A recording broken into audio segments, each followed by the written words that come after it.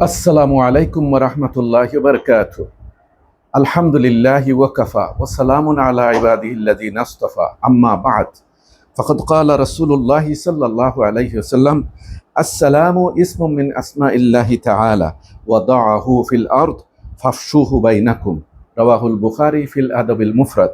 সম্মানিত মুসলিম ভাই ও বোনেরা, আমি বেশি বেশি সালামের প্রচলন ঘটাবার ব্যাপারে আপনাদের দৃষ্টি আকর্ষণ করছি। আমি আপনাদের খেদমতে আবেদন রাখব যে আমরা যেন বেশি বেশি সালাম করি, এতে করে আমরা বেশি বেশি নেকি অর্জন করতে পারবো।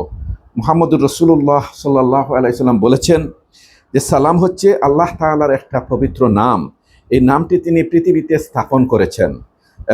কাজেই তোমরা এই নামটিকে তোমাদের মধ্যে ছড়িয়ে দাও, এর বহুল প্রচলন ঘটাও।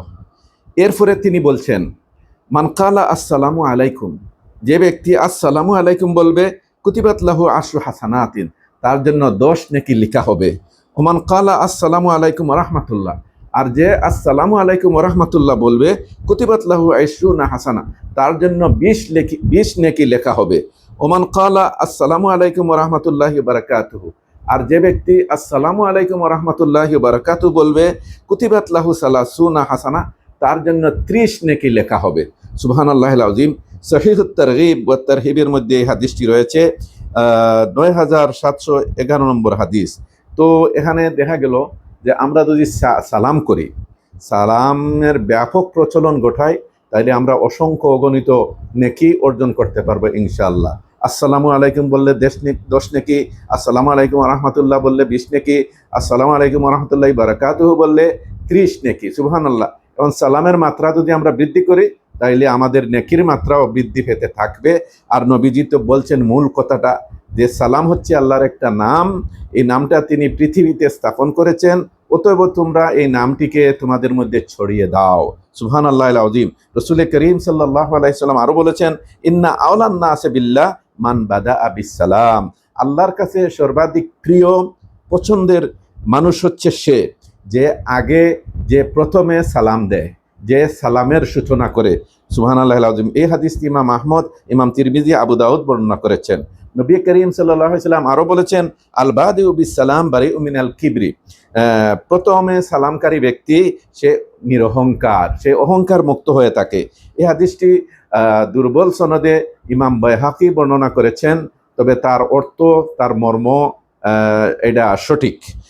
এরপরে হযরত আনাস ইবনে মালিক রাদিয়াল্লাহু তাআলা আনহু থেকে বর্ণিত আছে, আন্না রাসূলুল্লাহ সাল্লাল্লাহু আলাইহি সাল্লাম قال, রাসূলুল্লাহ সাল্লাল্লাহু আলাইহি সাল্লাম বলেছেন, ইয়া বুনাইয়া, হে প্রিয় বৎস, ইদা দাখালতা আলা আহলিকা, যখন তুমি তোমার পরিজনদের নিকট প্রবেশ করবে, ঘরে প্রবেশ করবে, ফাসাল্লিম, তখন তুমি সালাম করবে, ঘরবাসীদেরকে সালাম করবে, ইয়াকুনু বারাকাতান আলাইকা ওয়া আলা আহলে বাইতিকা, আর এটা হয়ে যাবে তোমার জন্য এবং তোমার ঘরবাসী সকলের জন্য কল্যাণ এবং বরকতের কারণ। রাওয়াহু তিরমিজি, এই হাদিসটি ইমাম তিরমিজি বর্ণনা করেছেন। এরপরে আল্লাহ রাসূল সাল্লাল্লাহু আলাইহি ওয়াসাল্লাম বলছেন, যেটা বুখারী মুসলিমের হাদিস, তিনি বলছেন যে তোমরা লা তাদখুলুনাল জান্নাতা হাত্তা তুমিনু, তোমরা জান্নাতে প্রবেশ করবে না যতক্ষণ না মুমিন হবে। ওয়ালা তুমিনু হাত্তা তাহাব্বু, আর তোমরা ততক্ষণ পর্যন্ত মুমিন হতে পারবে না যতক্ষণ না পরস্পরকে ভালো না বাসবে। এরপরেই তিনি বললেন, আওয়ালা আদুল্লুকুম আলা শাইইন ইযা ফাআলতুমুহু তাহাব্বাতুম বাইনাকুম আফশুস সালামা বাইনাকুম। এরপরে বললেন, আমি কি এমন একটা জিনিস তোমাদেরকে বাতলে দেব না, এমন একটা জিনিসের সন্ধান দেব না, যেটা করলে তোমরা পরস্পরকে ভালোবাসবে। এটা হলো তোমরা তোমাদের মধ্যে সালামের ব্যাপক প্রচলন ঘটাবে, বেশি বেশি পরস্পরকে সালাম করবে। এটা মুসলমানদের পারস্পরিক 6 হকের অন্যতম একটা হক, অন্যতম একটা অধিকার, যে ইউসাল্লিমু আলাইহি ইজা লাকিয়াহু, একজন মুসলিম আরেকজন মুসলিমকে সালাম করবে যখন তার সাথে সাক্ষাৎ হবে। আসুন আমরা আল্লাহর এই পবিত্র নামটি এবং এই সালামটি আমরা আমাদের মধ্যে তার ব্যাপক প্রচলন ঘটাই। সালাম অর্থ হইল শান্তি, নিরাপত্তা। আমরা একজন আরেকজনের শান্তি, নিরাপত্তা কামনা করছি। দুনিয়ার সুখ শান্তি, আখিরাতের সুখ শান্তি সবই এর মধ্যে নিহিত রয়েছে। সুবহানাল্লাহিল আযীম। এরপরে আমরা আত-তাহিয়াতুর মধ্যে যে বলে থাকি, আসসালামু আলাইনা ওয়া আলা ইবাদিল্লাহিস সালিহিন, বুখারী শরীফে আছে, আল্লাহ রাসূল বলছেন, এই কথাটা যে বলবে, আসসালামু আলাইনা ওয়া আলা ইবাদিল্লাহিস সালিহিন, যে আমাদের উপর শান্তি বর্ষিত হোক আর আল্লাহর নেককার বান্দাদের উপর শান্তি বর্ষিত হোক।